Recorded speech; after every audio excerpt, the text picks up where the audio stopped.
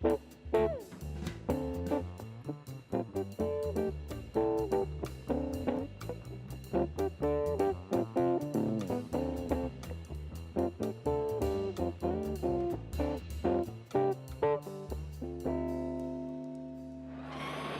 evening, ladies and gentlemen.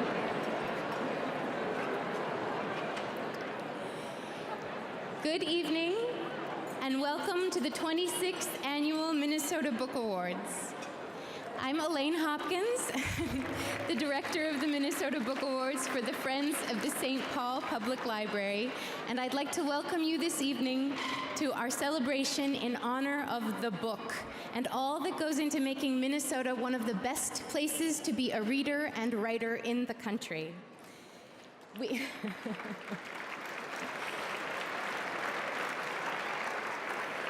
at the Friends are very proud to be at the helm of the Minnesota Book Awards with the partnership of the St. Paul Public Library and the City of St. Paul, and are incredibly gratified by our record-breaking attendance here tonight of over 960 people.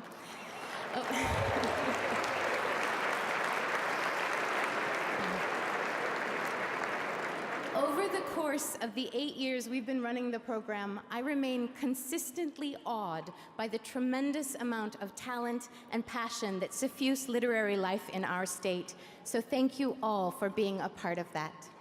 We are very excited to have 3M Library Systems as the presenting sponsor of the Book Awards. Please join me in thanking 3M Library Systems and welcoming Tom Mercer, 3M Cloud Library Business Manager.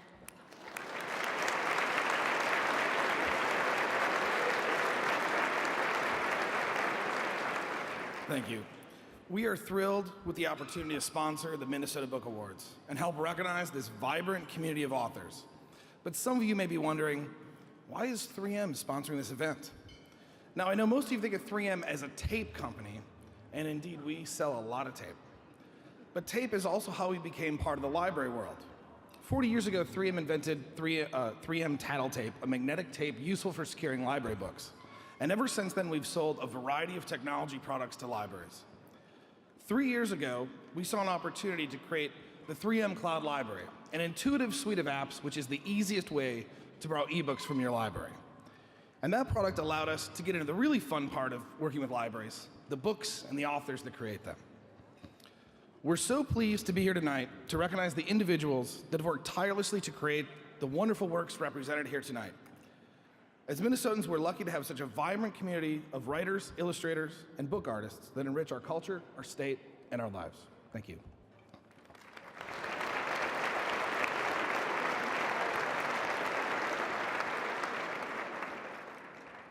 Thank you very much, Tom. 3M Library Systems is joined by many other organizations and businesses in making this event possible. Our sincere thanks go out this year to our category sponsors, Alaris Financial, Books for Africa, Education Minnesota, Gov Delivery, Minnesota AFL-CIO, MSR Architects, SIT Investment Associates, and Wellington Management.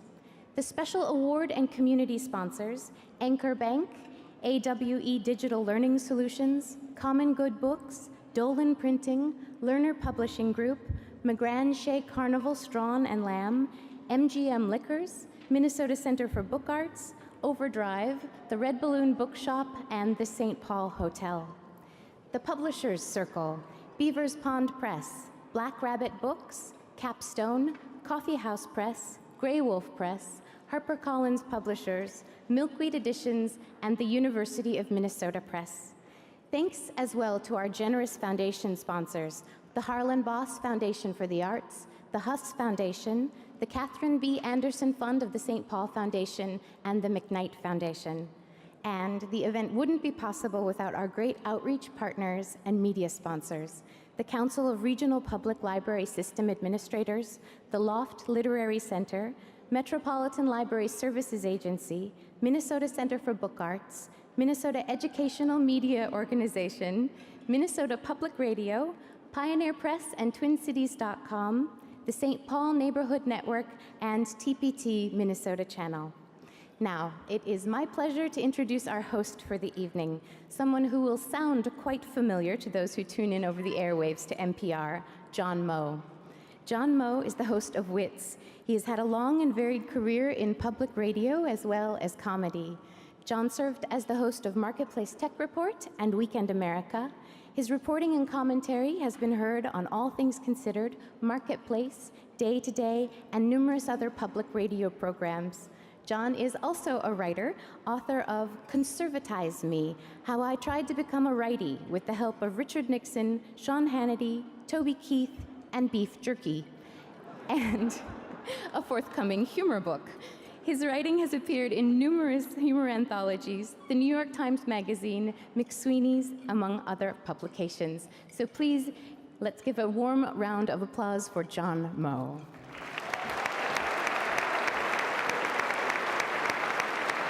Hello, everybody. Thank you so much.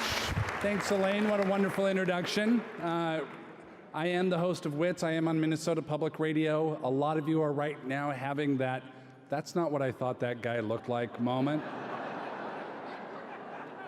Happens with public radio hosts all the time. It's the definition of cognitive dissonance. We'll all get through it together, don't worry. My book does come out in June. It's called Dear Luke, We Need to Talk, Darth.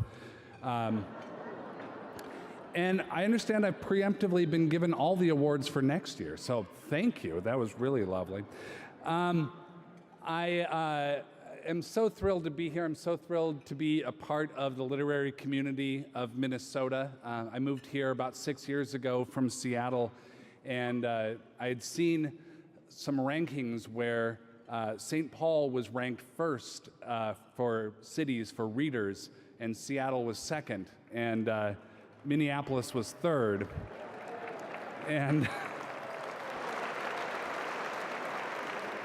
so I'm like, well, I guess I'm moving up in the world. I'm going somewhere even better. And before I moved here, a good friend of mine, Michael Booth, who's an actor at the Guthrie Theater, said, you know, you're going to love it. You're a writer, you're a radio guy. It's the perfect place for all those things. There is this thing, though, where in February, God tries to ice murder you. And if you can survive that, then you feel very powerful because you've outlasted God. And now we're in April. I mean, I was digging my car out yesterday in April. Before I moved here, I thought that the Prince song, Sometimes It Snows in April, was like allegory. I didn't realize it was actual, just plain old reporting by Prince. And winter now, I mean, winter's now to the point where it's like when you throw a party and you're kind of done and you put on your pajamas and you yawn and there's that one guest and it's like 1 a.m. and they say, hey, let's watch The Godfather.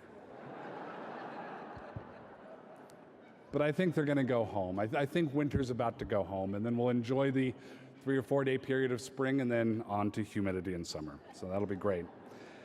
One of my duties as MC tonight is to pay tribute to some of the losses that occurred in the literary world in 2013. And Minnesota lost 2 writers in particular way too early, Aaron Frisch and Vince Flynn. Some of you might remember Aaron's participation with the Book Awards in 2010. He was a finalist for his children's book, A Night on the Range. Aaron was the author of more than 150 books, which were published by the Creative Company, and he served as an editor in the children's publishing field. He died in January of 2013 at the age of 37, and I read in the paper that he had died suddenly and unexpectedly. I read some online comments, some online tributes from his friends, which would indicate that he took his own life. And it made me think of so many authors, Ned Vizzini, David Foster Wallace, Virginia Woolf, Ernest Hemingway, Sylvia Plath. You could go on and on. Sadly, you can go on and on and on that list. Kurt Cobain, a wonderful poet, 20 years today. And the support in this room and in this community and in this region for books and authors and editors and publishers is tremendous. And that is the kind of caring, and that's the kind of community that must and will make a difference as we face the suicide epidemic that's happening in the country right now. So thank you. Vince Flynn is also a name known well beyond the boundaries of our state. He's an international bestseller, 2-time finalist for the Minnesota Book Awards. He wrote 10 novels, beginning with his first, Term Limits, in 1997, and then 9 books featuring counterterrorism operative Mitch Rapp. Vince died in June of cancer. He was 47. Through their readers and the lives they touched through their work, Aaron and Vince will be sorely missed. Now, tonight's honorees, there were 242 nominations for the 8 category awards we'll be presenting tonight, and 3 special awards. Previous Minnesota Book Award winners are here to present the honors, which include a hand-blown glass award by St. Paul artist Dick Huss, and the Willie August Project is with us again. Their music has received acclaim in many national jazz publications, and band leader Ben Seams has customized music for each winning title from both original work and adaptations, and they'll be available to chat after the ceremony as well. Thank you guys for being here very much. Yes.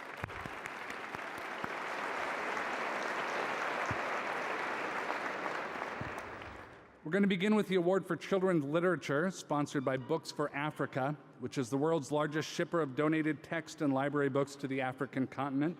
Based in St. Paul, Books for Africa has been working to end the book famine in Africa for over 25 years.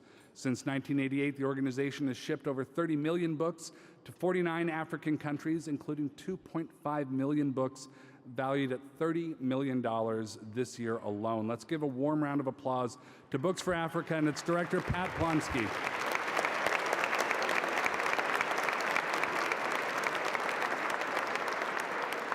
The honorees in the children's literature category include a finalist with a history of multiple book awards, a finalist competing against himself.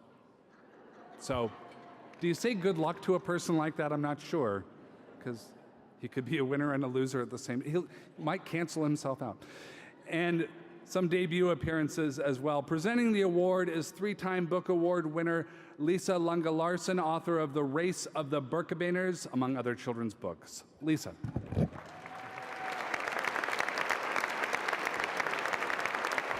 Thank you. Well, I think it's fitting that we begin tonight with the children's literature category, because I think for all of us, it began with a children's book, right? I'm sure everyone in this room began their love affair with story and with the written word because of that one magical, special children's book. They are the best. They're the very best category, I think.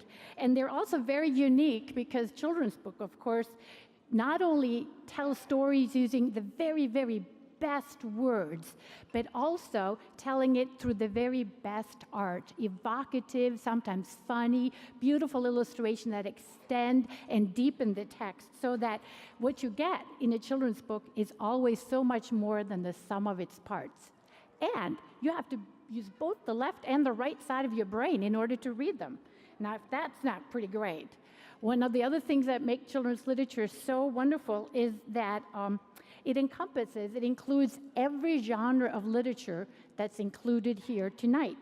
Now, just this year's finalist includes, for instance, an adventure and thriller. There's one book that you can only call a one-word wonder. Well, there's 2 words, but the last one it gets the last word, I guess. There's a poetic story that also is a nature book. And then there's a whodunit, or maybe I should call it a whodunit. Now, here are this year's finalists, and please hold your applause until all are announced. It is The Case of the Missing Donut by Allison McGee, illustrated by Isabel Rojas, published by Dial Books for Young Readers, Penguin Young Readers. How Martha Saved Her Parents from Green Beans by David LaRochelle, illustrated by Mark Fearing, published by Dial Books for Young Readers, Penguin Young Readers. And Moo by David LaRochelle, illustrated by Mike Wanutka, published by Walker Books for Young Readers, Bloomsbury Children's Books. And Leap Peep by Elizabeth Verdick, illustrated by John Bendel Brunello, published by Two Lions, Amazon Children's Publishing. And the award goes to, God, this is so exciting. Haven't you always wanted to do this? The 26th Annual Minnesota Book Award for Children's Literature goes to David LaRochelle and Mike Wanutka for Moo! Moo! Moo!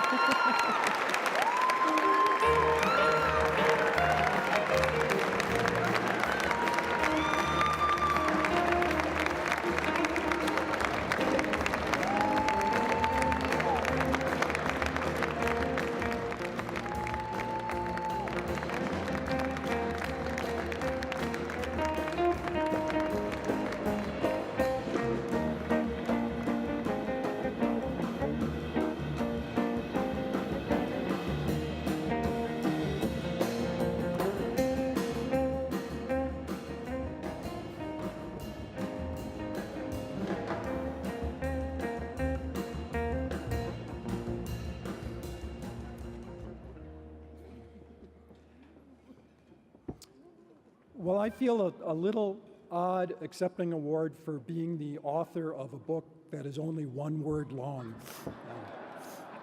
But I'm also very, very happy and very, very proud.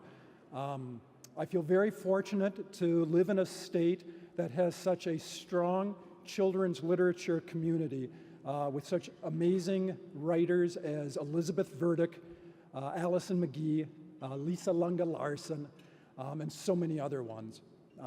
There are two people that I want to especially thank, and the first is my best friend, Gary Nygaard, who has put up with more cow adventures than anyone should ever have to endure in their life. And the second person that I want to thank should be pretty obvious. When a book is only one word long, the success of the book depends on the illustrations. I could not have had a better illustrator for my word than Mike Wanutka. Mike,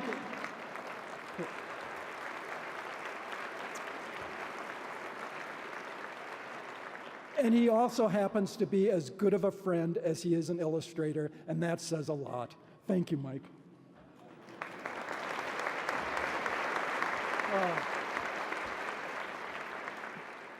This thing is really heavy. I am so happy, first of all.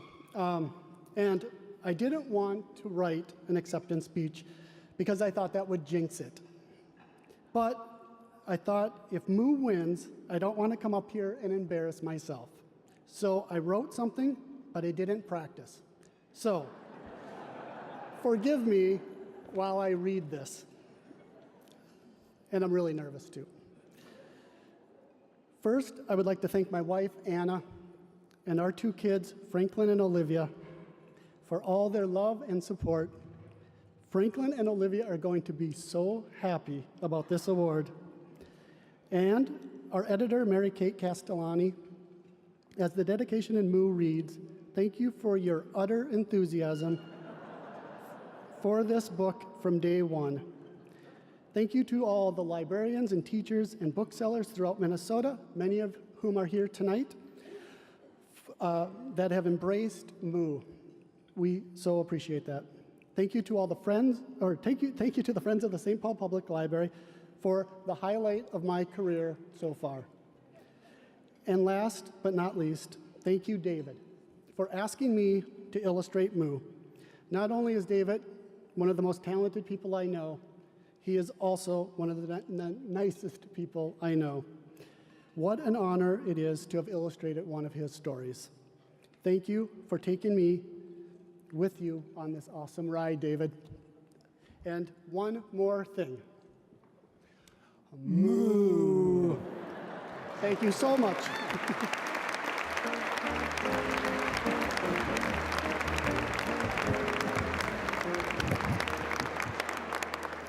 A one-word book.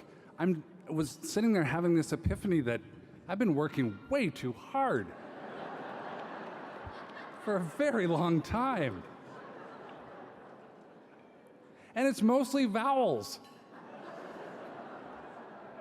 easier still. I wonder if David got to like 4 words, and then the editor's job was like, I think we can pare away some things. Let's try to sharpen it a little bit more. The 4 writers and books that comprise the finalists for the second award of the night examine lives and ways of living that help us plumb the depths of our state history and shared culture.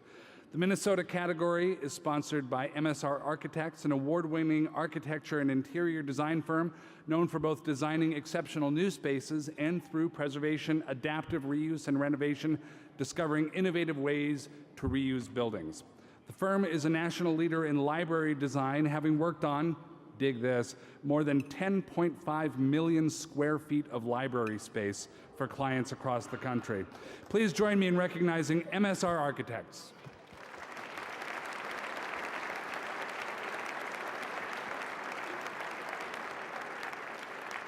Here to present the award are the Minnesota Book Award winners from 2013 for Minnesota Makoche, The Land of the Dakota, Gwen Westerman and Bruce White.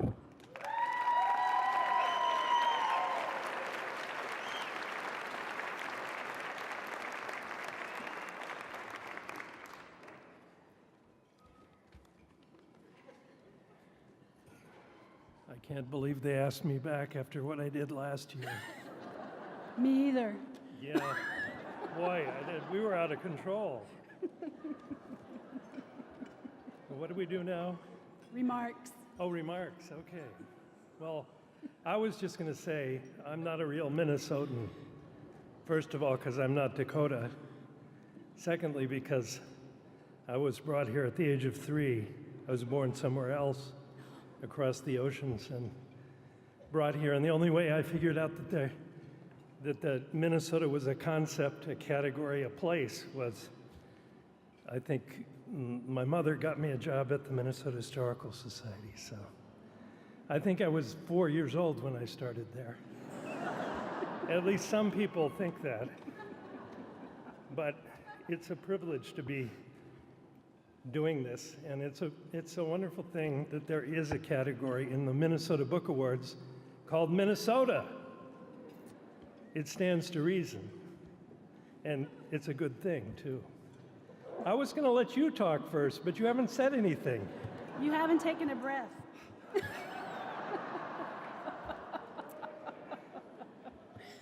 So you can kind of see what our working relationship was like. But we on got this book. along really well.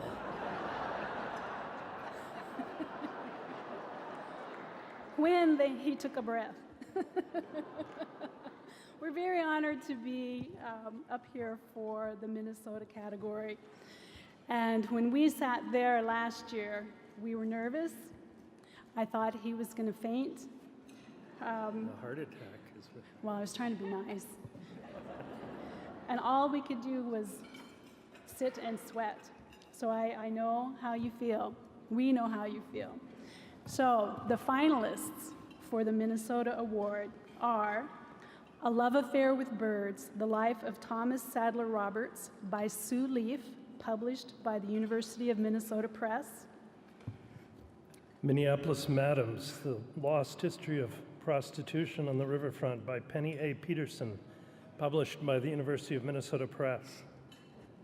Modern Spirit, The Art of George Morrison by W. Jack Rushing III and Kristen Macomb, published by the University of Oklahoma Press. And Survival Schools, The American Indian Movement and Community Education in the Twin Cities by Julie L. Davis, published by University of Minnesota Press. And the award goes to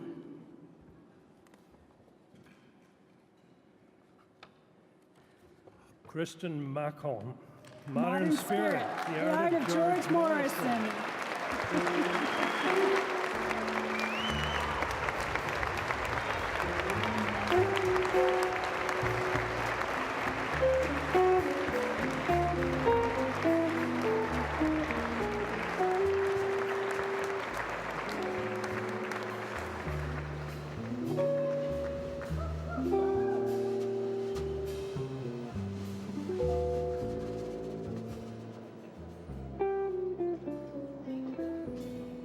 Thank you very much. Oh my gosh, that's really heavy. Thank you very much. I prepared some remarks because I've never spoken to such a large group in my entire life. So bear with me as I read some thank yous. On behalf of myself and my co-author, W. Jackson Rushing III, who's a professor at the University of Oklahoma Press and couldn't be with us this evening, it's a great honor to accept this award for a book dedicated to the life and work of one of Minnesota's greatest artists, George Morrison. As an enrolled member in the Grand Portage Band of Chippewa, located on the North Shore of Lake Superior, George's amazing paintings and wood collages and his extraordinary life are the soul that binds this book together. The book serves also as a catalog of an exhibition which is currently traveling the country. It just opened last weekend at the Idle Jorg Museum of American Indians and Western Art in Indianapolis. And for all of those who want to see this exhibition, it will be back here at the Minnesota History Center next fall, here back in St. Paul. So you can, next February, I should say. So both book and exhibition would not have been possible without the assistance of Arts Midwest and the support of our colleagues at the University of Oklahoma Press. I would especially like to thank George's former wife, the artist Hazel Belvo, and his son, Breond Morrison, for their assistance in every phase of this wonderful project. Finally, it's important for me to acknowledge that this book would not have been written were it not for the extraordinary collections at the Minnesota Museum of American Art, of which I am the executive director. The MMAA's collection of over 85 works by George Morrison was the inspiration for the book and the exhibition, and shows that important and powerful things can often come in small packages. So on behalf of the Minnesota Museum of American Art, I want to say miigwech and thank you for this great honor for the book. Thanks.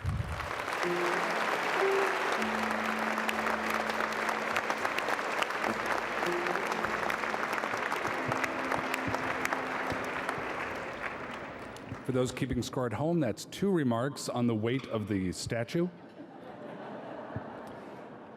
The prank that I pulled inserting lead weights where no one could see them is panning out marvelously. Next, we have the Genre Fiction Award. The category is sponsored by Alaris Financial, a diversified financial services company whose goal is to help you achieve yours. No matter how unique or far away it may seem, Alaris' talented team works closely with you to provide diversified financial resources in a unified way, including banking, wealth management, and retirement services. Big thank you to Alaris Financial.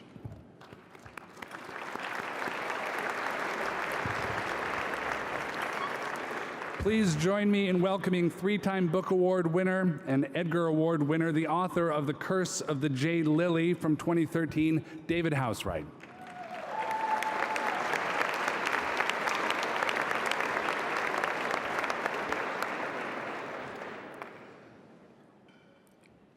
I swear to God, this is a true story. A couple of years ago, I blew out a transmission in the Upper Peninsula. And my wife and I were stranded in this small town called Ontonagon for 4 days while they fixed my car, which turned out to be the best vacation ever, but that's another story. While I was there, I met this guy from Lansing, Michigan, and he asked me where I was from, and I said Minnesota, and he asked me what I did, which is my favorite question because I get to answer, I'm an author. I write crime fiction. Oh, he says he loves crime novels. He loves mysteries. He reads 40, maybe 50 mysteries a year, easy. But I never heard of you. Now, that's tough enough to take, but then he starts listing all of the Minnesota writers he does know. I love William Kent Kruger. William Kent Kruger's the best writer ever. Do you know William Kent Kruger? Well, yeah, he's been to the house. Oh, that's fabulous. And the TV girl who writes about the TV girl, Julie Kramer. Do you know Julie Kramer? Well, yeah, I went to school with her husband. Oh, that's marvelous. And do you know Ellen Hart? Yes. Do you know Aaron Hart? Yes. Do you know Chuck Logan? Do you know Pete Haltman? Do you know Mary Loeb? Do you know Ann Fraser? Do you know Margaret Fraser? Do you know Gary Griffith? More or less. And that guy, the thriller guy, oh, what's his name? Oh, you know his name, the thriller guy. His books take place in Duluth and Grand Rapids. Brian Freeman, yes! Do you know Brian Freeman? We're like this. Oh, he says, it must be wonderful knowing such talented writers.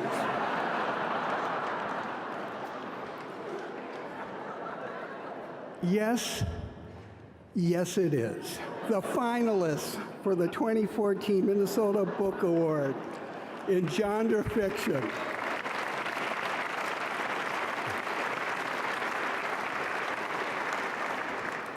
The finalists are The Book of Killoween by Aaron Hart, published by Scribner, Simon & Schuster.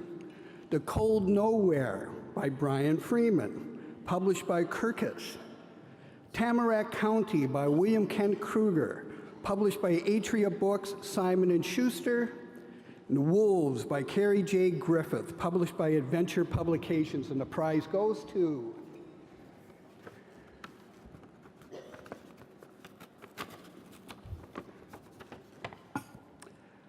William Kent Kruger, Tamarack County.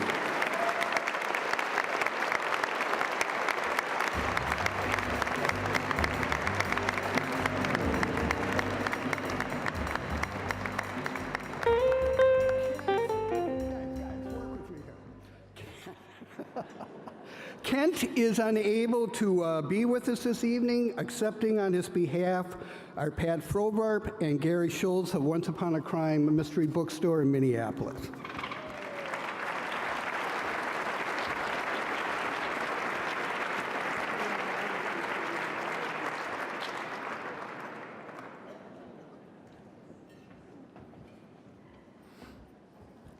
Well, thank you, David.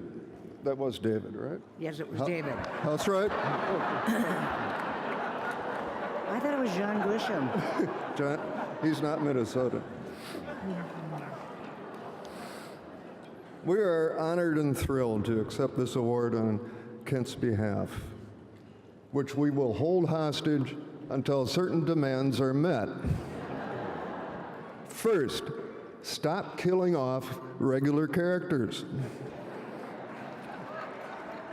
Number two. Gary, being off script. Oh. But can we, you mean we have to give this back? No. Okay. We're going to keep it. But we do have a little message from Kent that Gary will deliver. As you know, Kent obviously can't be here tonight, but he sends these words. Although I can't be with you tonight, please know that my heart is in Minnesota. I owe my inspiration to this beautiful state and to the people here who have so generously shared with me their lives, their cultures, and their dreams.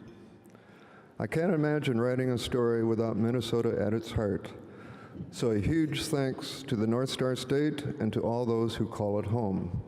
And thanks also for this award and for the recognition of my work that it represents. I'm truly honored. Thank you.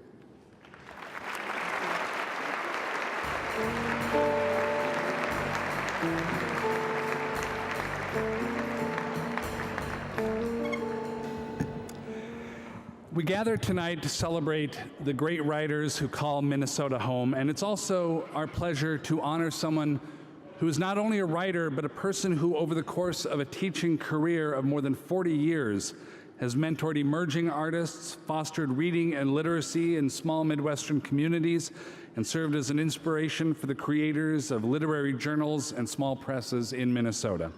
The Kay Sexton Award, sponsored by Common Good Books, is a special award bestowed on an individual or organization for outstanding contributions to Minnesota's literary community. The award is named for Kay Sexton, a career bookseller and dedicated arts advocate. Here tonight to introduce the honoree with a special video tribute is Patrick Coleman, a previous Kay Sexton honoree and acquisitions librarian at the Minnesota Historical Society.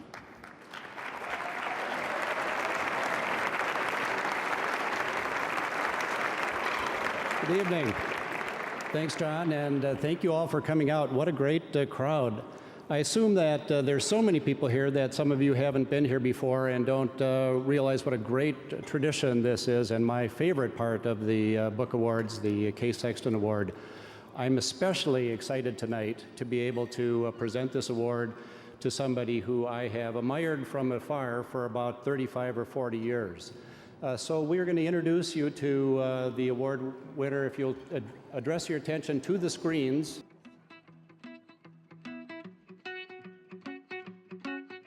When I first became interested in poetry in the late 1980s, I discovered Dakota Territory. Published so near to where I grew up in western Minnesota, and containing so many good local poets, I was astonished and inspired.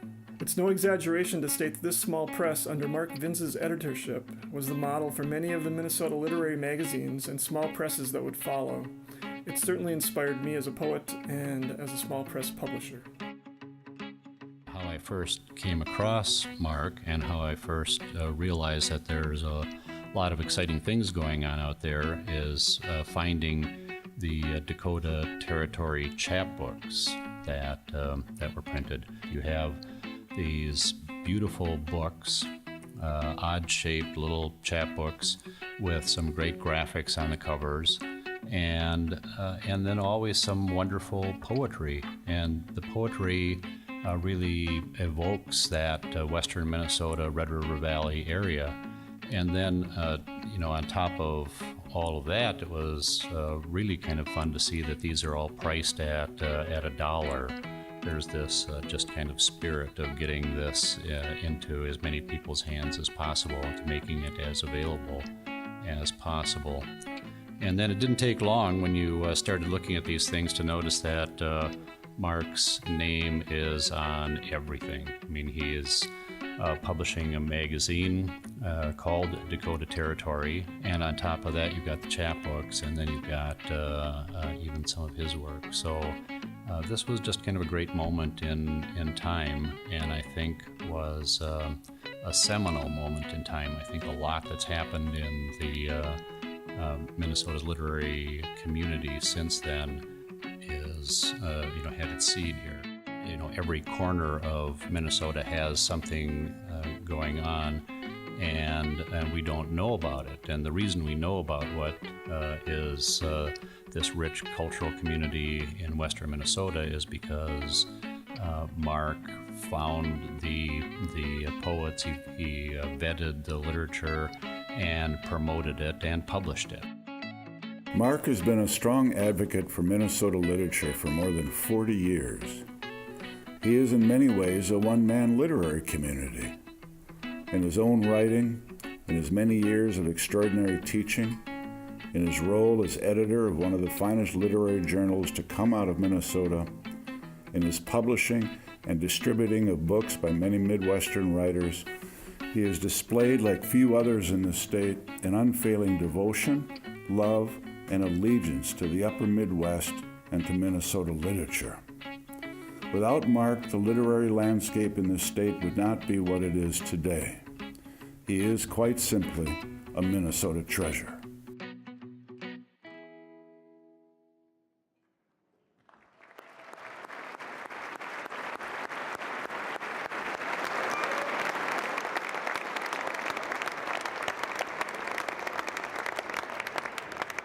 Is Mark here? Mark, on behalf of the Minnesota Book Awards and Common Good Books especially, and the entire community of the book, Mark, we congratulate you on this award and would love to have you say a few words. Come on up.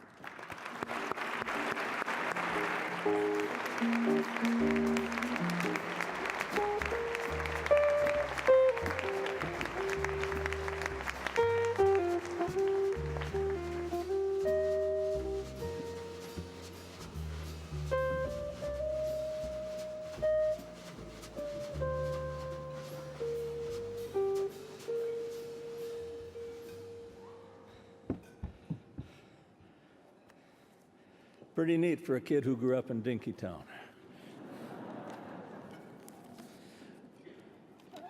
Mostly what I want to say tonight is thank you.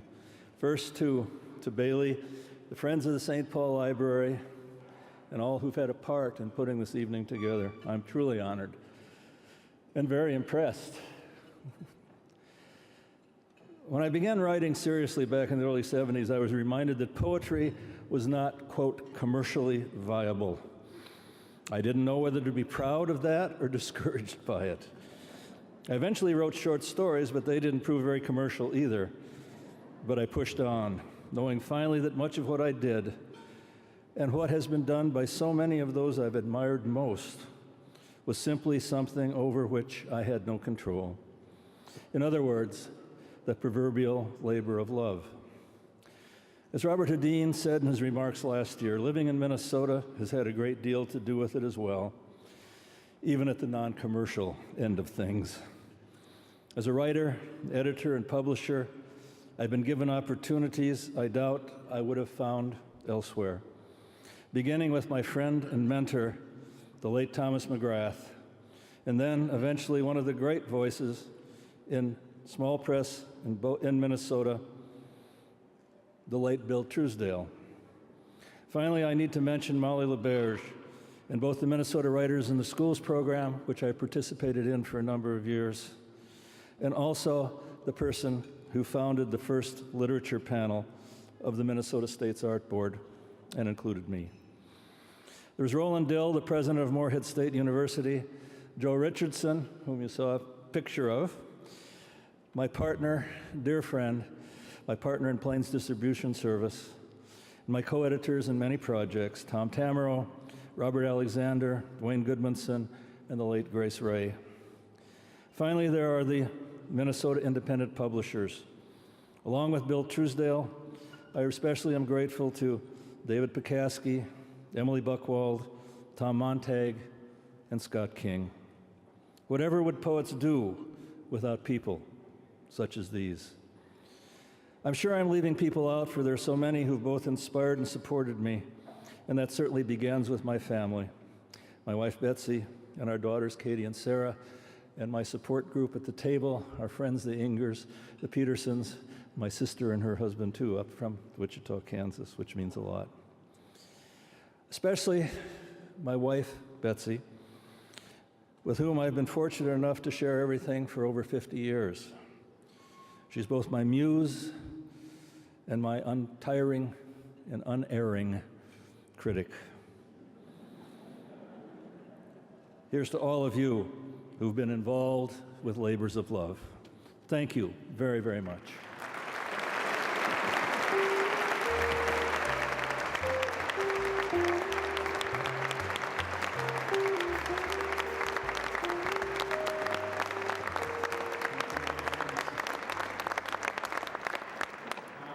Arrived at the memoir and creative nonfiction category. This is a category that I know well. I'm related to a memoirist. My daughter Margaret is 5 years old and has written 24 books already. Most of them are about 4 pages long. They're published in single editions. They're a piece of paper folded together, and primarily deal with her adventures with her friend Mimi, except for the one that really breaks the cycle, which is about how she accidentally sat in some taco dip at the Super Bowl party. And as we've talked about educators and children's books and libraries and all the enthusiasm that goes along with teaching people to write and teaching people how exciting books are, I'm really thankful to live in Minnesota, where a burgeoning author like that can be supported. The only problem that I'm having with Margaret right now is just her condescension towards me for not having written as many books as she has. She says, "Dad, how is it that I've written 24 books and you've written 2 and one of them isn't even done?" I said, "Well, it's done. I'm just waiting for it to be published." And she just doesn't understand the delay. In the memoir and creative nonfiction category this year, debut writers rub shoulders with award winners to present intimate stories of personal experience. The category is sponsored by Gov Delivery, a technology company with 100 employees in Minnesota, helping public sector organizations from libraries and parks to the largest national agencies connect with more people and get those people to take action. Let's hear it for Gov Delivery.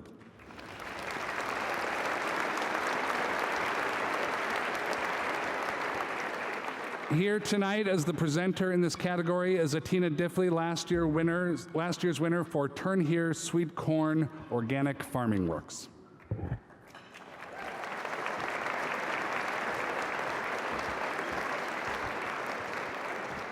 So when I reached a certain age of maturity, I realized I didn't have to make things up anymore.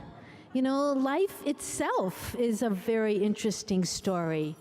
That's when I started to really embrace memoir and creative nonfiction, because it's simply true stories that are told well. And to do that, someone has to be vulnerable. If it's memoir, it's often the author, and that's a big challenge that these authors have to go through to put themselves on the page. If it's creative nonfiction, then sometimes the author gets to pick on someone else, but they lead us through these stories and tell us why it matters. And as readers, we have this opportunity to temporarily live another life. To do so, those stories must be authentic and sensory, full of the grimy reality of life, the exhaustion, the joy, and the reader has to be able to connect emotionally. Then they're most open to receiving what the writer has to say, and being touched at this level moves us to act because we hear a call to align with something greater than ourselves. So creative and nonfiction writers change lives. And all of this year's finalists have done an excellent job of doing that. This year's finalists are The Girl Who Sang to the Buffalo, A Child, an Elder, and the Light from an Ancient Sky by Kent Nurburn, published by New World Library. Prairie Science by Melanie Hoffert, published by Beacon Press. Thunder of Freedom, Black Leadership and the Transformation of 1960s Mississippi by Sue Lorenzi, Sojourner, with Cheryl Ryden, published by University Press of Kentucky. And We'll Be the Last Ones to Let You Down, Memoir of a Grave Digger's Daughter by Rachel Hannell, published by University of Minnesota Press. And the award, this is the really exciting point, the 26th Annual Minnesota Book Award for Memoir and Creative Nonfiction goes to Melanie Hoffert, Prairie Silence.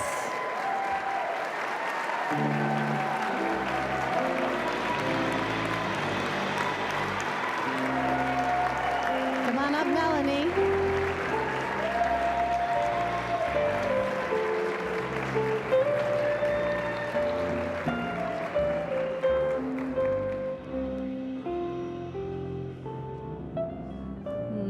So excited for you.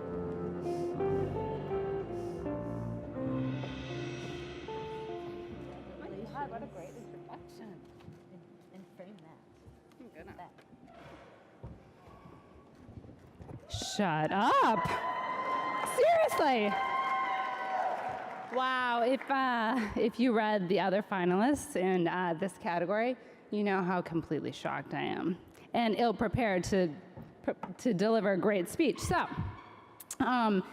first of all, I want to thank the Minnesota Book Awards for hosting an event like this. I think it was probably 10 years when I was hiking through the Grand Canyon. My friend reminded me when I became a finalist for this event, and I decided that I was going to be a writer. I had put little bits and pieces on paper, but I didn't think that I had the right to write. So I came up with a mantra. And the mantra was, I am a writer. My days are going to be filled with mystery, peace, love, and beauty. And so over these 10 years, as I've written, sorry, it's a long walk from that table over there. I repeated that memoir, that memoir repeated that mantra over and over again as I was writing my book.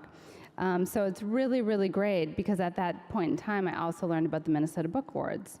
And so over the years, I've watched the finalists, I've watched the winners, and I felt super excited about, just really someday potentially being here. I also want to thank all of my friends and family who are here tonight. Huge. It means so much to me that you're here. And I think when you hang out with a creative nonfiction writer, you are subject to becoming a character in a book, as many of the people sitting at my table are. So I just really want to thank everybody for coming on the journey with me over this last year as my book has gone into the world, and I've really had to just, be brave. My book is about growing up in rural North Dakota and being gay and not being able to talk about it. So it wasn't as if I wrote the book and was reconciled and I published it. It was, I still wasn't reconciled. I published the book and holy, you know what. So my family's been on the journey. So I also want to thank the sponsor of this category. And again, to the other finalists, it means so much to be up here just because the work of everybody is just so amazing. So thank you.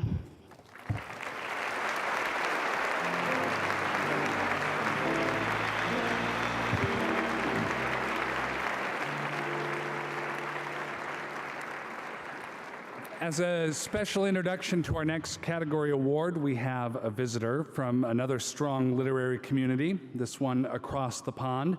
Catherine Phil McCarthy is the 2014 recipient of the O'Shaughnessy Award, presented annually to an Irish poet by the Center for Irish Studies at the University of St. Thomas since 1997. Her previous honors include the 1992 Patrick Kavanagh Award for her first collection, the Fish International Poetry Prize in 2010, which I find impressive because I was unaware that Fish read poetry in the first place, and multiple awards from the Irish Arts Council. She is the author of 4 collections of poetry, most recently The Invisible Threshold. She's also the author of a novel, One Room and Everywhere. Please join me in welcoming Catherine Phil McCarthy.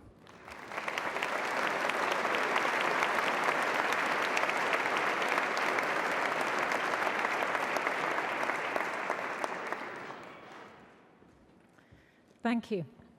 It's a great pleasure to be here, and it's an honor to sit at the table and to be a guest for the Minnesota Book Awards.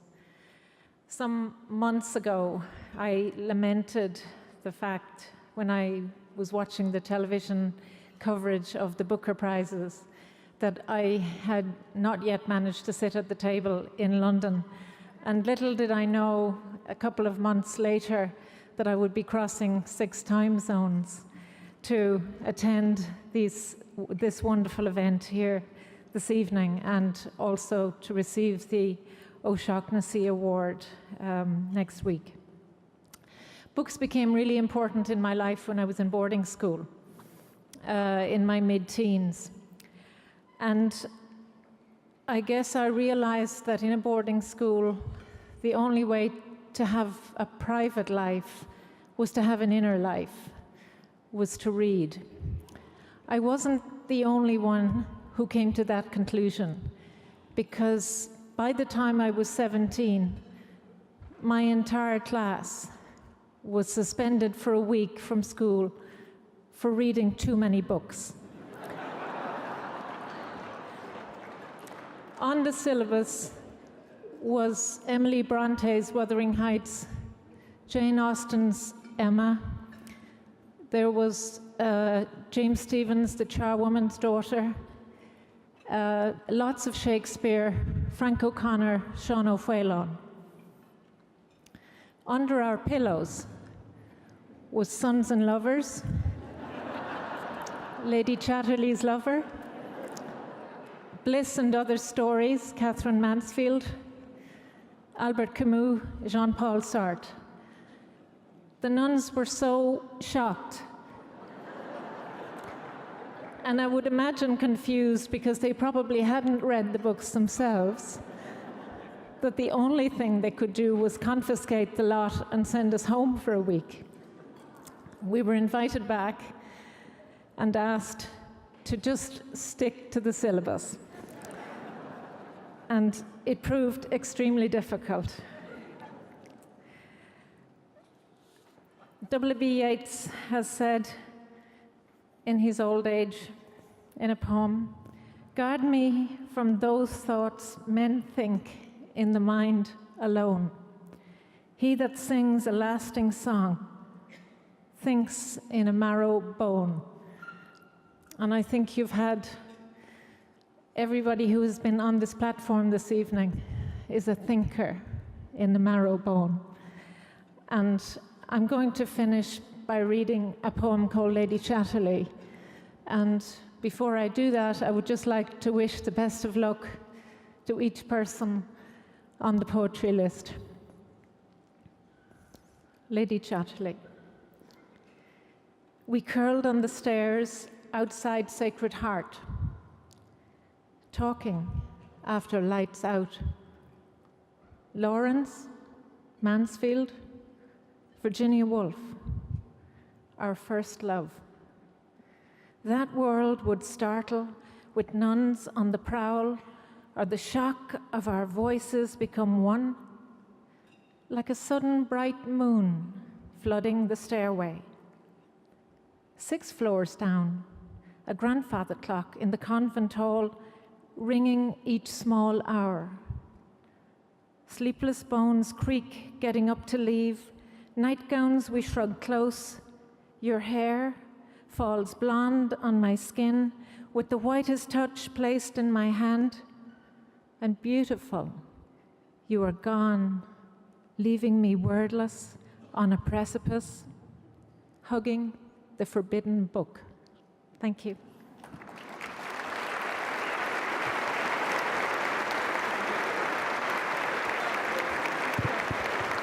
Thank you, Catherine. Which brings us quite neatly to the Award for Poetry, a category sponsored by Wellington Management, Inc., a real estate investment, development, and property management company that takes a long-term view of their investments and relationships. Those investments total 4 million square feet throughout the seven-county metro area. Please join me in thanking Wellington Management.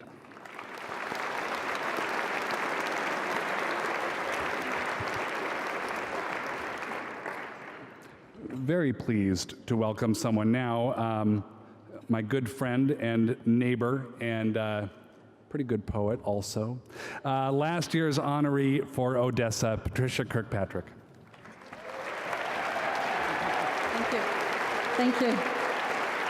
You know, John is my neighbor, and when he and his family first moved here from Seattle, he was the host of Weekend America on Saturdays, and I would have that on the radio, NPR, and hearing that voice, and then I would hear his voice even louder than the radio, and I'd look outside, and you'd be raking leaves with Margaret and Charlie and Kate, so that's a nice way to meet a family.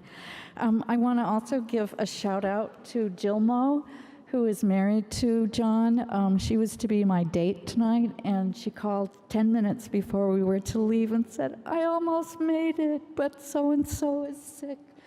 So if she's listening, I just wanted to say that. I remember those days as a mother. We have many fine poets in America, and many, many in Minnesota. Robert Bly says it's in the water.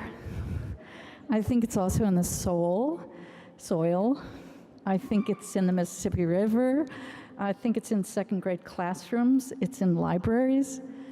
It's in schools, obviously, in colleges. And it's also in Wellington Management, where I found out tonight someone reads a poem on their weekly staff meetings. So from the one side of the brain to the other, numbers to... I want to share, we also have weather in Minnesota. We've had it all this week. We've had rain, freezing drizzle, and snow. And I want to read this very short poem by Howard Neveroff, American poet. It's called Because You Asked about the line between prose and poetry. And I invite you to listen for that place in the poem where freezing drizzle turns into snow and prose turns into poetry. Because you ask about the line between prose and poetry. Sparrows were feeding in a freezing drizzle that while you watched turned into pieces of snow, riding a gradient invisible from silver aslant to random, white, and slow. There came a moment that you couldn't tell, and then they clearly flew instead of fell.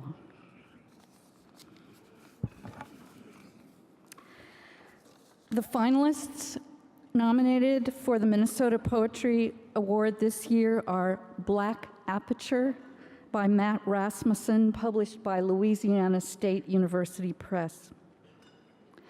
The First Flag by Sarah Fox, published by Coffee House Press. It Becomes You by Dobby Gibson, published by Grey Wolf Press. And Slip by Cullen Bailey Burns, published by New Issues, Poetry and Prose. Thank you.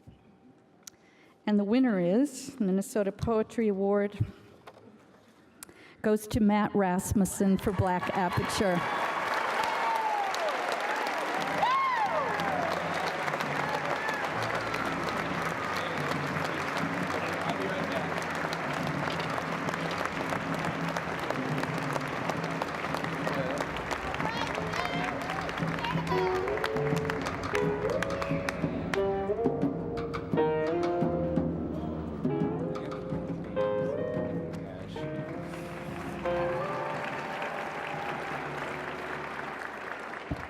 These lights are very bright, and I'm very nervous. I can't see anybody, so that's a good sign. I did prepare remarks. Thank you, Patricia, and thank you, Wellington Management, for sponsoring the award. Obviously, this is an unbelievable and incredible honor in a state so rich in poetry.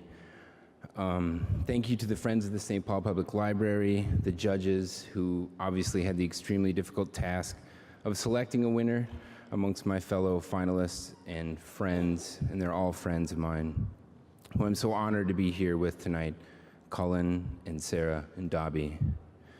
Thank you to all of you who support literature, who came out tonight to celebrate all these great Minnesota authors and presses. And I owe a great deal to this state, the support of its people and its organizations who've so generously provided me support through the years.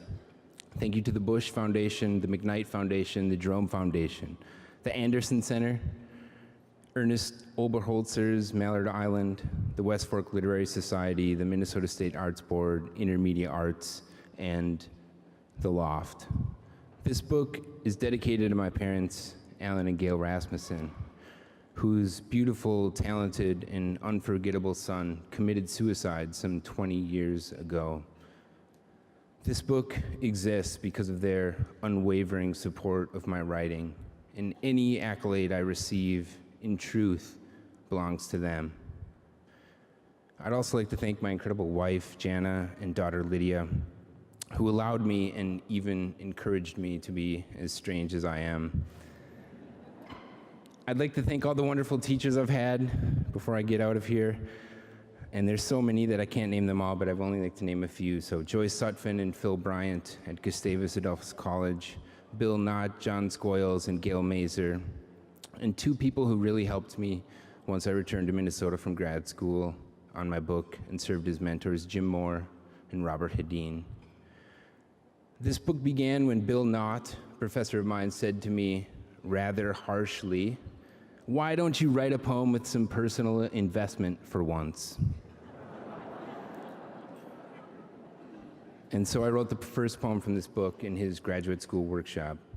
And he just recently passed away, so I'd like to finish with a poem by him, if you don't mind. It's titled Goodbye. If you are still alive when you read this, close your eyes.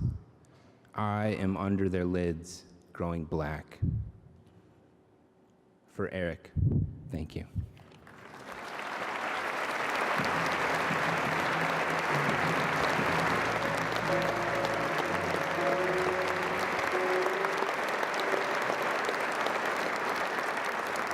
Kind of a neat trick you can do with poetry if you are in a position where you have dinner with young children is to read a poem at the end of a dinner and watch their reaction, because if they're anything like my kids, what'll happen is that they'll protest at first. They'll say, "Oh God, no, not a poem, Dad, please."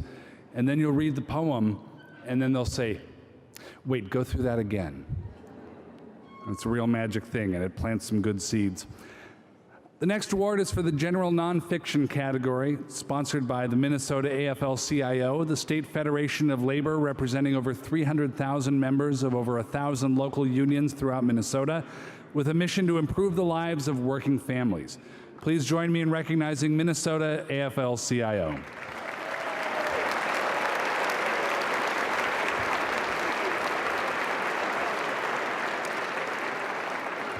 We have 4 distinguished authors new to this awards category.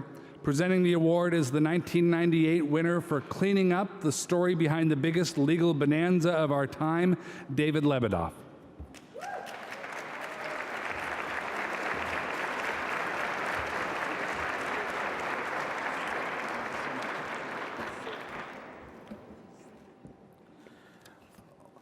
Well, I read recently in an editorial in the Star Tribune that the future of our state depends more than anything else on young, educated, bright, dedicated, principled people deciding to move here to this state and to this city. And I think that observation was true, and I can't think of a better augury for our future than the fact that nearly 1,000 people are here tonight to watch the Minnesota Book Awards ceremony.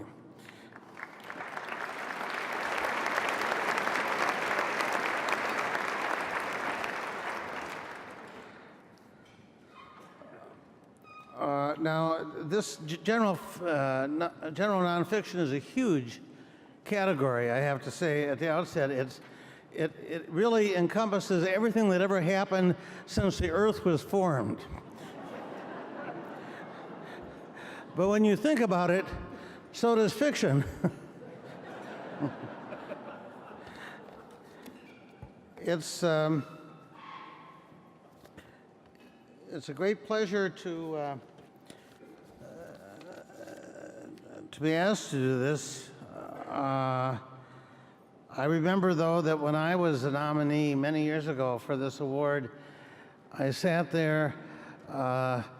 In those days, it was an auditorium, not tables, and biting my nails and wishing that a guy up at the podium would hurry up and come to the winners. So I will do that right now.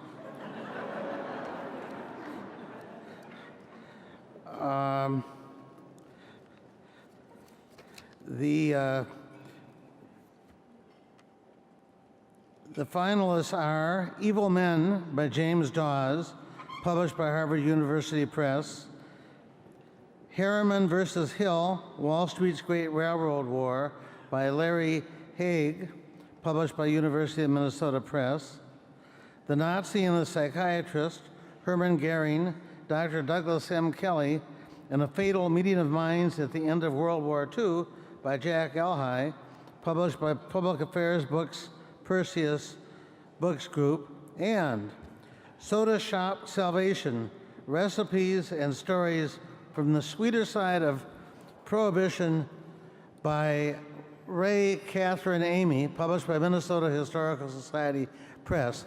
And I've waited for many years to say this. The envelope, please.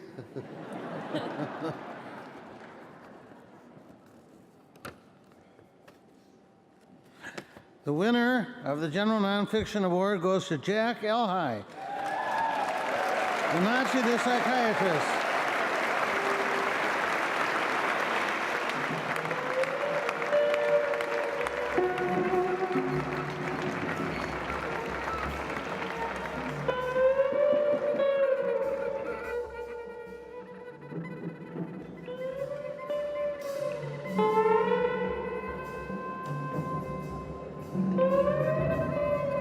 I think he's approaching the podium. Thank you, David.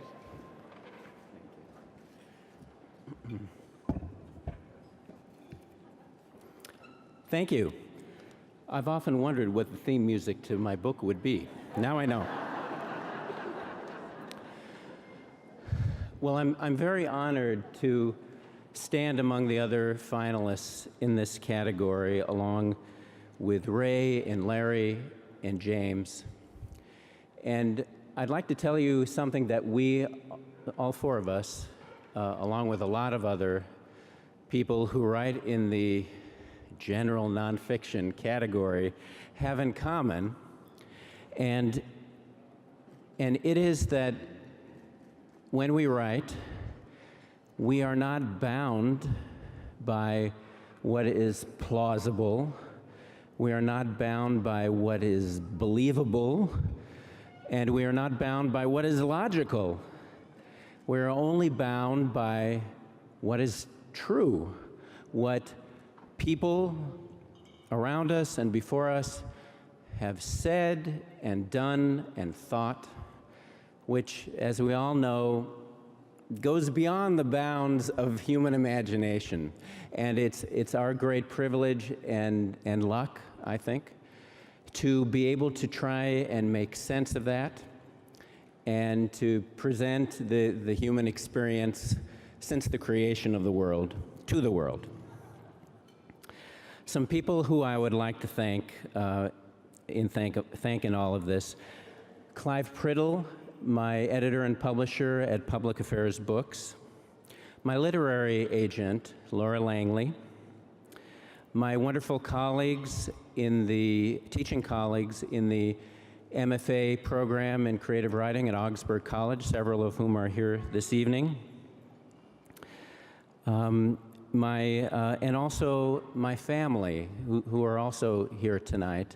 My wife, Ann Aronson, and my daughters, Natalie Elhai and Sasha Elhai. All of this is for them. And then one other person who I would like to thank, who to the best of my knowledge has never set foot in Minnesota, and that's a wonderful man named Doug Kelly. He is the son of the protagonist in my book, The Nazi and the Psychiatrist.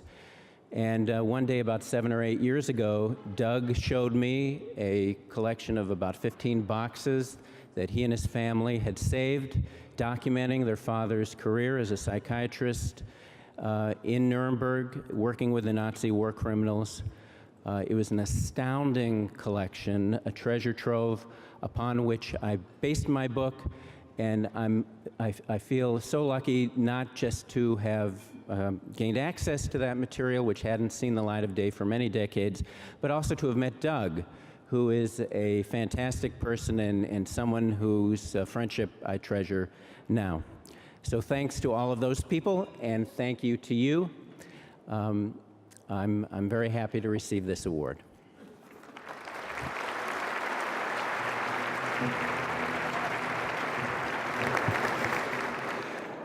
Next, we are pleased to honor a Minnesota book artist for his excellence and contributions to Minnesota's book arts community with the Book Artist Award. Sponsored by Lerner Publishing Group and presented with Minnesota Center for Book Arts. Early in its history, MCBA was housed at Lerner Publishing, and the sponsorship of the Book Artist Award continues a long tradition and interest in book arts on the part of Lerner Publishing Group.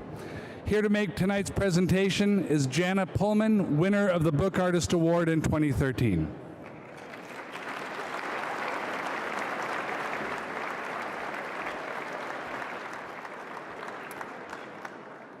It's an honor to be part and to be able to present the Book Artist Award. I think it's a wonderful thing that we do recognize those individuals who want to create their own work and to put it in a book form for us. And of course, what we have to say about Fred Hagstrom is best said with his work and some images of the work that we're honoring. So please join us in turning your attention to the screens and for our tribute for the 2014 book artist.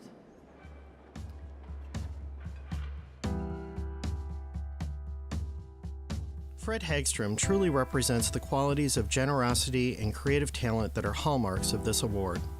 His dedication to young and emerging artists is unparalleled, demonstrated in his years as both professor and mentor at Carleton College and his own personal projects that have brought art and its appreciation to our broader community. As an artist, his work is rich in content, finely crafted, and uniquely produced through the blending of new and traditional approaches. Book artists are challenged to skillfully utilize all components of a publication to reinforce content. Every decision, from size, shape, and color, to typography, binding, and texture, should be carefully chosen to enhance the narrative experience.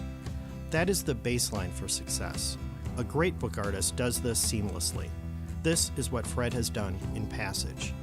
This monumental book expresses the magnitude of its message by its size and instantly engages readers through a jolting transition from a cover featuring a peaceful ocean scene to initial pages filled with flaming colors and jarring portrayals of slaves packed into the bowels of a ship. What follows are stark images paired with painterly passages that poetically enhance the limited yet powerful text. The book tells an epic story of cruelty and injustice in a very personal and intimate manner. This is the book's power, and Fred's sincerity can be found on every page. Fred Hagstrom is not just an accomplished artist, but he's a kind and generous human being. He's a mentor to generations of students, a passionate advocate for the arts in general and the book arts in particular. He has donated many books and prints and artworks to all kinds of causes in Northfield and in Minneapolis and beyond. He knows the collections, librarians all over the country, and has been a force in enabling and provoking them to purchase artist books.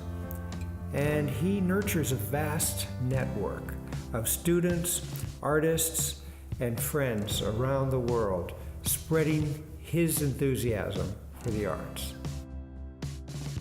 The intensity and integrity of Fred's books extend beyond the pages. In his work as a teacher, he has shared technical knowledge of printmaking and book arts with hundreds of students. But more importantly, he leads by example in insisting that his students develop habits of thoughtfulness about their work. Whether leading a rigorous off-campus field drawing program where students learn to incorporate daily drawing into their lives, or helping his students print after class and on weekends, or carefully crafting the content of his own books, there is a limitless integrity to all that Fred does. The meditation behind each mark and word in his books is the same thoughtfulness that he brings to teaching.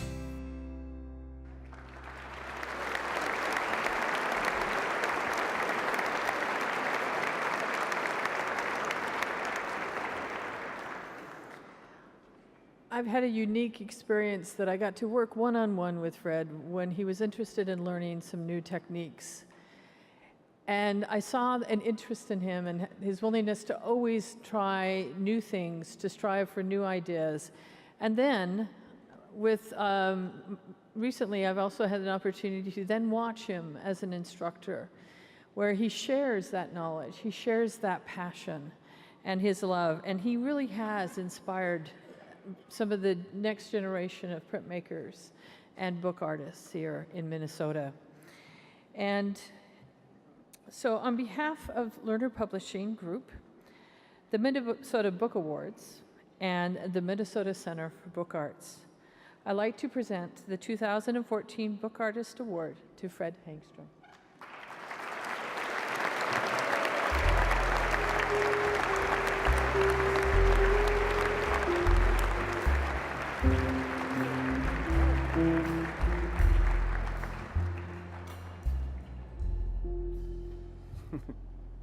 Hello?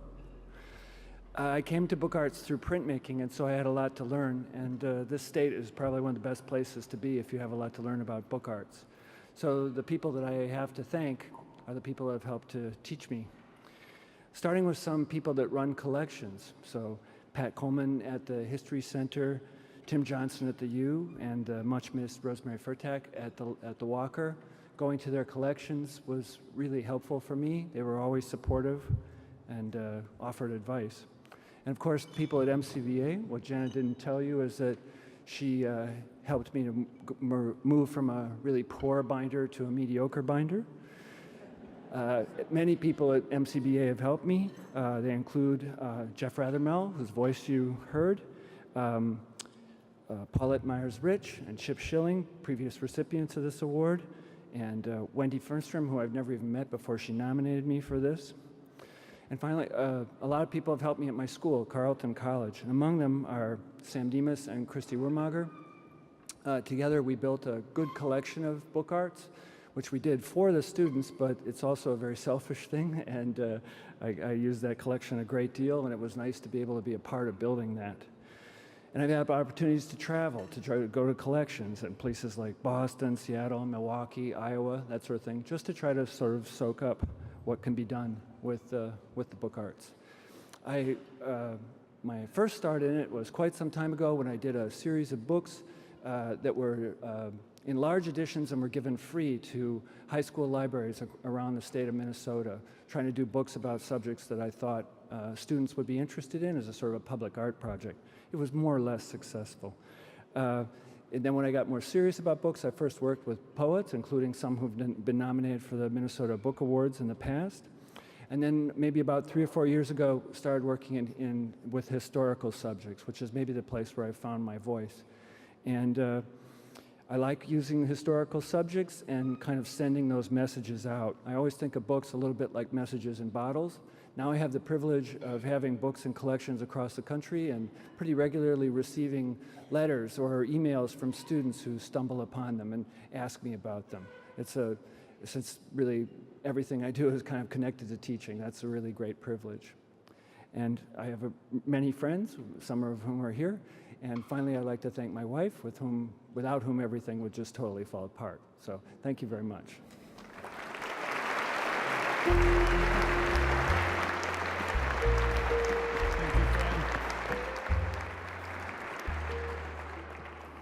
Our next special honor is the Biennial Award for a full-length book of scholarship on the topic of Minnesota history. It's funded by the Hoagnander Family Foundation, the inspiration of Orville Joe Hoagnander.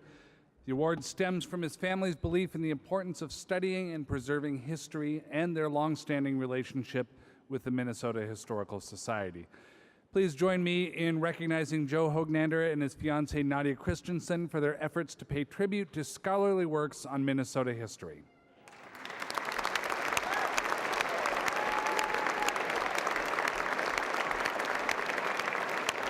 Here to present the award to the 2014 honorees is Mary Lethard Wingard, winner of the first Hoagnander Award for North Country, The Making of Minnesota.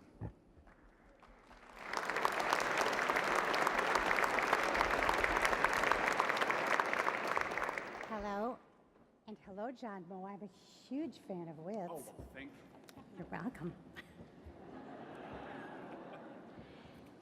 It's with great pleasure that I'm here today to present the Hoagnander Minnesota History Award to Gwen Westerman and Bruce White for their book, Minnesota Makoche, Land of the Dakota. Now, for many years, Native American history was sadly neglected by scholars. However, in the last decade in particular, we've seen this new profusion of exceptionally fine work in this area, new and growing. And yet, even in the midst of this scholarship, I know of no other book that has so compellingly linked Native people physically to place and to this land as does Minnesota Makoche. And I think this is a particular accomplishment and seems exceptionally important for a people like the Dakota, who were forcibly banished from their ancestral homeland. Reading Minnesota Makoche can transform our perception of familiar landscapes and gives them new meaning. I know I will never look at my surroundings here in the same way again. I think this book is a gift to everyone who loves this place we call Minnesota. So, on behalf of the Minnesota Book Awards and the Hoagnander Family Foundation, we present the 2014 Hognander Minnesota History Award to Gwen Westerman and Bruce White for Minnesota Makoche, Land of the Dakota. Thank you, Gwen and Bruce, for this extraordinary book.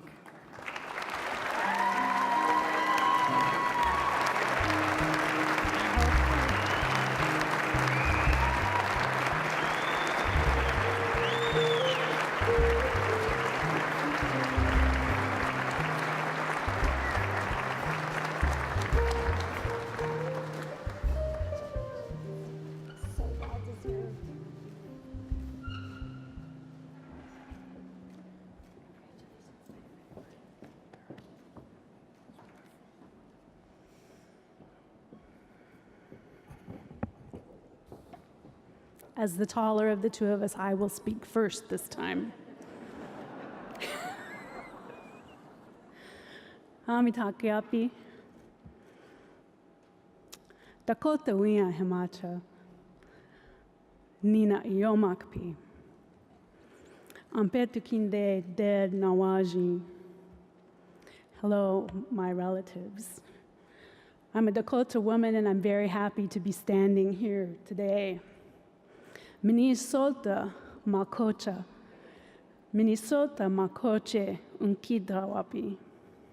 Wana Wichota Dena Storiapi. Makoche ki. Miniki Dakota Oyate ki. Now many people will know these things. This land, this water, our Dakota people. Ihun. Wopida. So thank you. We're especially grateful to the Hognander family for this honor, the Friends of the St. Paul Library, the Minnesota Historical Society Press, and our editor, Shannon Pennyfeather, who made this book not only beautiful, but affordable, because it was important for us that all people in this place who love this land would be able to read this book, hold this book, and take this book home with them and to the places that they love. So thank you from us, from our Dakota homeland, for this honor.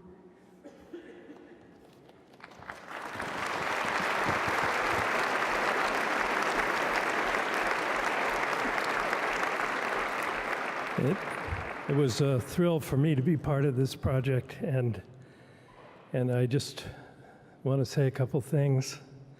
Thank a few people who did not get thanked last year. I have to thank my mother. Can you believe it? I didn't thank my mother last year, who is the one who, as I was saying earlier, got me a job at the Minnesota Historical Society. I was not 4, actually, I was 20, and I started the same week as a young fella. I saw him earlier, Patrick Coleman, my friend and brother. We started the same week at the Minnesota Historical Society.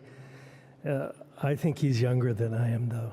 And he got his job through skill. Mine was a patronage appointment. Because I had no interest in being a historian, because my mother was a historian and had worked at the Minnesota Historical Society. It was only later that I read some letters she wrote when we were living in Japan. That's where I was born. And she said she was working on her collection of the narratives of Minnesotans who journeyed to the gold fields of Montana, and she was reading them aloud to me. I was a year old. She said he seemed to enjoy them. And much later, when I picked up a copy of Francis Parkman's Oregon Trail and I started to read it, the rhythms of the traveler's narrative made a lot of sense to me, and suddenly I was transported into some other place. And those are the kinds of narratives that made their way into Minnesota Makoche. And so that was a thrill. And, you know, when my mother got me that job, she turned over my education to the Minnesota Historical Society. And my work there was like getting a master's degree in Minnesota history, working with my friend and former boss who's here, Gene Brookins, who must be awfully surprised to see me here, standing in this public place, talking and not getting arrested. And I'm sure she can't believe it.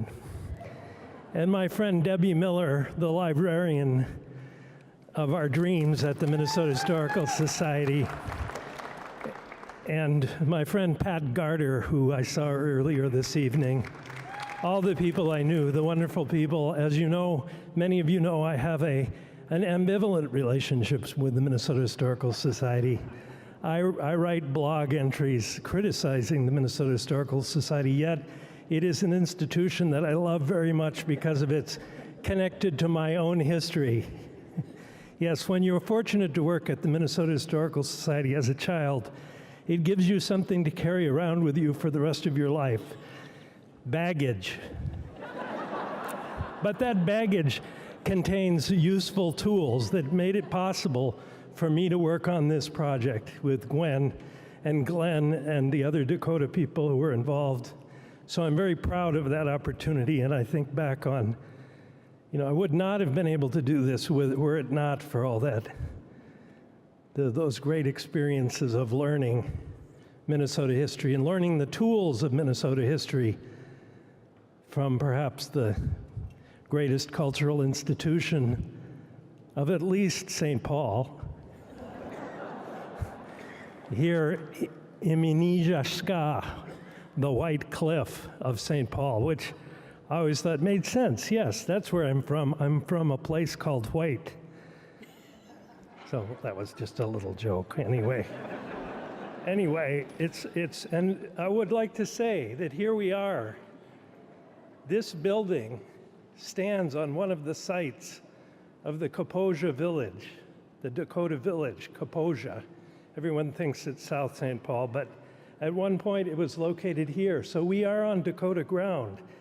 And we couldn't ask for anything better than for Mary Winger to have said that it transformed her vision of Minnesota. And we hope that it will do the same for all of you. And once again, God bless the Hognander family for their work in getting this award. And I hope people will match their contribution to the Minnesota Book Awards so that this award perhaps could be a yearly thing, because there are so many Minnesota historians working away. I like to say they're working away in the vineyards of history, and they need encouragement, because you may be surprised to learn that it's not a very profitable kind of work.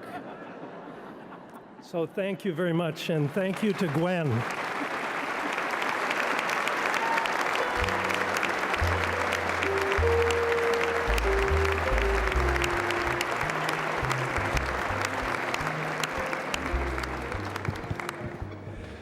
For our second to last category award of the evening, we have novel and short story, sponsored by Education Minnesota, the state's educators union, currently rumbling through the room with applause. Education Minnesota, representing 70,000 professionals working together for excellence in education for all students. Education Minnesota's members include teachers and educational support professionals in Minnesota's public school districts, faculty members at Minnesota's community and technical colleges, and the University of Minnesota campuses in Duluth and Crookston, plus retired educators and student teachers. Please join me in recognizing Education Minnesota and their governing board.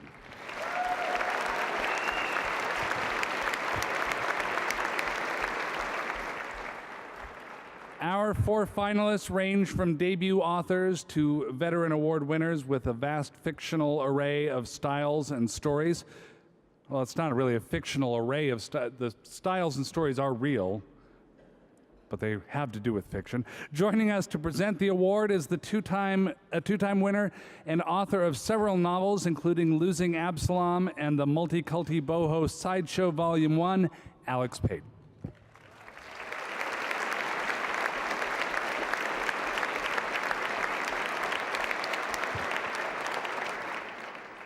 Good evening.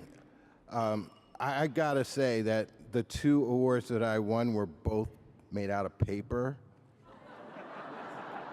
Just saying. Maybe you should do some revisions here. Anyway, no, it just means I have to write another book that wins the award. It's a long process, but I'm onto it now. The late, great August Wilson once told me that anytime anyone is even thinking of acknowledging your work with an award, you should take it very seriously. And I use that advice to make myself sit patiently in the audience those 2 times, fully expecting that I would be disappointed. Both times I won, and both times I was stunned. The finalists for this award know what it is to sweat while sitting still, how to bend the details of life to tell larger truths. They know how it feels to be torn between the keyboard, the illuminated screen, and sunlight. They know how difficult it is to write a novel or a collection of stories and have a room full of people celebrate your accomplishment. I'm honored to be the one to speak your names and maybe even stun one of you. Here are this year's finalists. Let the Dark Flower Blossom by Laura Labiner, published by Coffee House Press. Little Wolves by Thomas Maltman, published by Soho Press. The Peripatetic Coffin and Other Stories by Ethan Rutherford, published by Echo HarperCollins Publishers. And Vacation Land by Sarah Stonich, published by University of Minnesota Press. Thank you.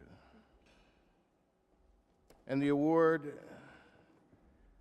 the 26th Annual Minnesota Book Award for novel and short story goes to Ethan Rutherford, The Peripatetic Coffin and Other Stories.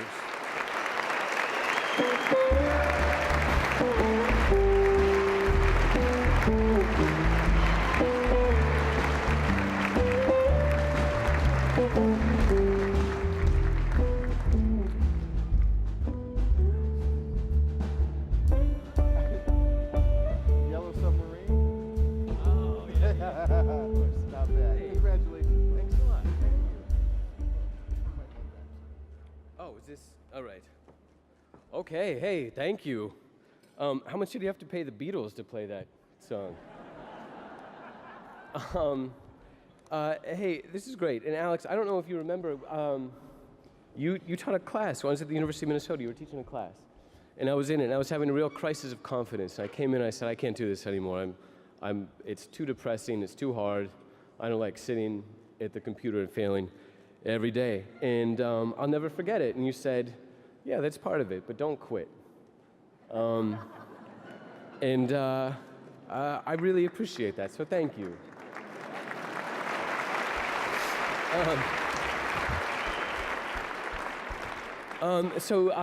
This award means a lot to me. And so first I'd like to say how honored I am to be in the company of Tom and Nora and Sarah. Their books are amazing, and it's been a great year for fiction, for literature here in the state of Minnesota. Another great year, I guess I should say. So I'm gone now. I don't live here anymore.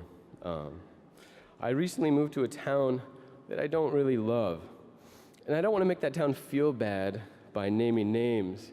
But this new town doesn't even have a bookstore, and I felt isolated and alone since leaving the Twin Cities. And so this morning, when I was trying to think about what I would want to say, if I had the chance to get up here in front of everybody and say a few words, I called my wife. She's back in this unnamed town. And she's about to have a baby any minute, which is why she can't be here tonight. That's right, yeah, we're gonna name him Minnesota Book Award. And so I called her, and she said, well, why don't you try being sincere for once in your life?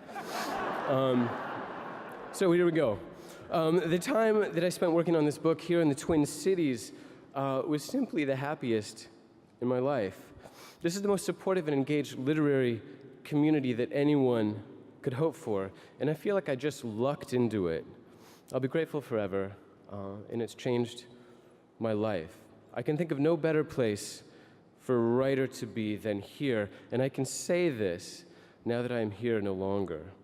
So many bookstores, so many writers, so many readings, so many wonderful nonprofit literary publishing houses that are putting out tremendous books and important books on a regular basis. 2 local newspapers that remain dedicated to book reviews and to book reporting, one of which is headed up by an award-winning writer herself. They're small local journals, online literary magazines, amazing libraries with even more amazing librarians. Formally, I need to thank the Minnesota State Arts Board, the McKnight Foundation, the Loft Literary Center, and Intermediate Arts for their generous and invaluable support while this book was in its early, middle, and final stages. And I'd like to thank Julie Schumacher, who's sitting somewhere around here. She tried to trip me when I saw her. Charles Baxter and Matt Burgess for their help in getting these stories into publishable shape. But more informally, I just want to thank everybody here tonight for supporting the writers in your community, for insisting that literature is important, for going to readings, for buying books at your local independent bookstores, and for throwing, let's go, independent bookstores. Listen, I don't know if you guys have any idea how great it is here. There's so many independent bookstores here. I'm in a town where there is not a single independent bookstore, and it's just, depression materialized. I'd also like to thank everybody for throwing this huge party every year to celebrate your local writers. It means a lot. We don't get out much, but we're having fun tonight. So it's a pleasure to be home. I miss it here every day, and I'm thrilled and honored to accept this award. Thank you very much.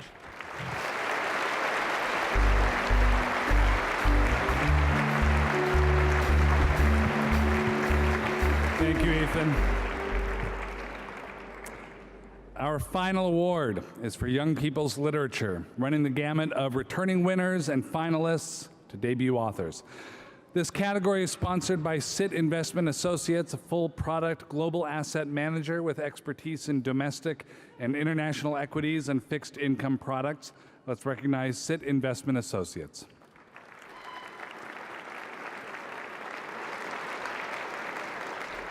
It should be noted, everyone is seated in tribute to SIT Investment Associates. A sitting ovation for SIT Investment. Here to present the award is 2-time Book Award winner, author of several books for youth and adults, and a recent judge for the National Book Awards, Will Weaver.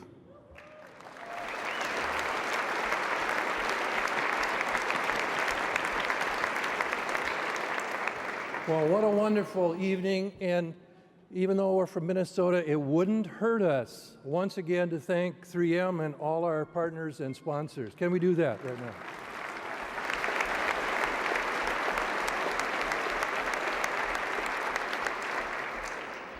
And as we come toward the end, I won't say that we have saved the best until last, but I do think this award in youth literature is one of the more important ones of the night. For these authors, by writing for younger readers, and I mean teenagers in particular, these writers are helping ensure that all important next generation of readers. For if you think about it, if we don't have that next generation of readers, this all goes away. But I don't believe that for a minute. I think it was Woody Allen who said we have to be optimistic because what's the alternative? And I remain very optimistic, especially when we have writers like we do in Minnesota, and I'm speaking of these finalists for the Youth Literature Award.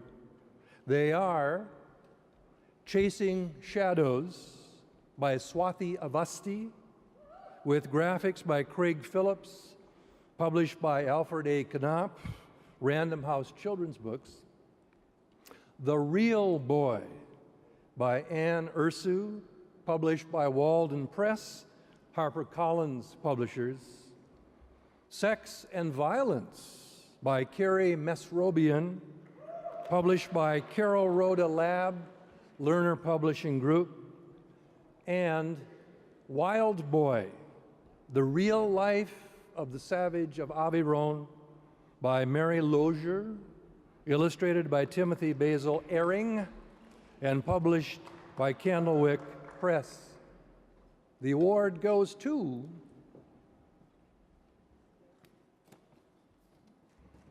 our 26th Annual Minnesota Book Award for Young People's Literature goes to Carrie Mesrobian.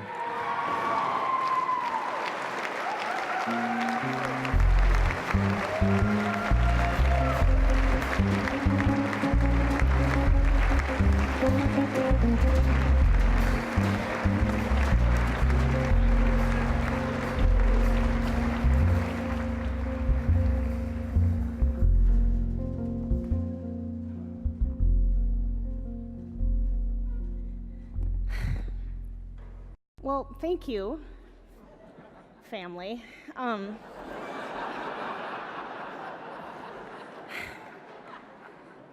So I'll thank my family first because they're the first people that deal with me and complaining and all of my problems, and also they pay a lot of bills, which is very helpful. And my husband and daughter, Matilda, are wonderful people, and I'm happy they're here tonight. I would also like to especially thank Learner Publishing Group, who I can't really see because there's this light right in my eye, but Learner Publishing Group has made my book. It's a beautiful book from the inside and out. Laura Wren is the cover designer, and I love the way it looks. And my editor, Andrew Carr at Learner, is such a peach of a man, and it wouldn't be the book it is without you. So I'm so happy to have worked with him this time around. And again, I would also like to thank the librarians of our area. I've talked to lots of them, and I'm very happy that they are brave enough to put a book called Sex and Violence in the young people's section.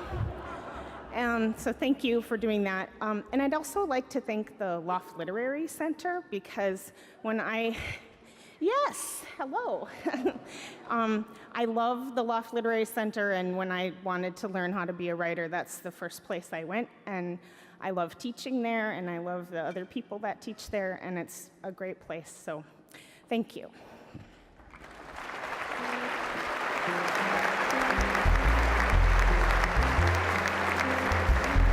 Thank you, Carrie.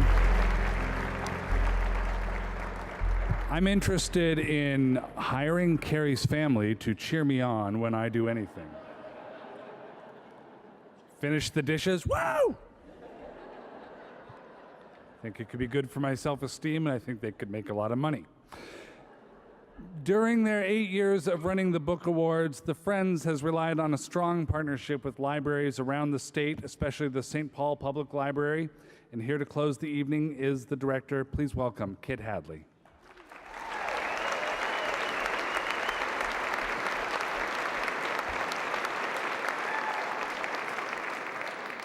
It's not unusual at the Minnesota Book Awards to hear the L word, libraries, librarians, and what they've made possible. This year, it's very special because last Monday, the Friends launched a public awareness campaign. The first part is titled, Because of the Library.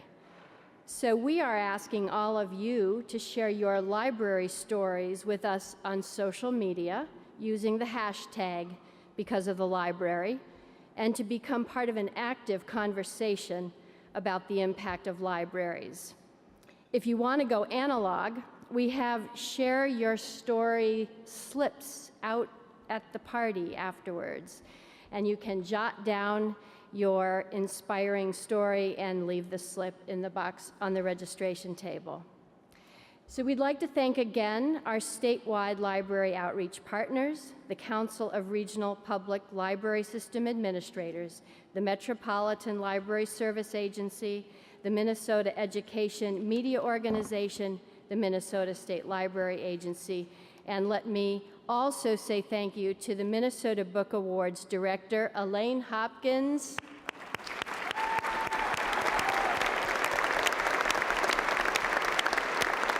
and the coordinator, Bailey Wiesenmeyer,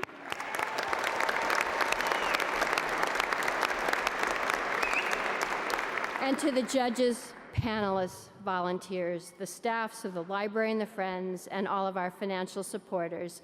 And of course, a hand for our band, the Willie August Project, Ben Seams on guitar, Jeremy Howard on drums, and Scott Hornick on the upright bass. And finally, a big, big round of applause for our MC tonight, John Moe.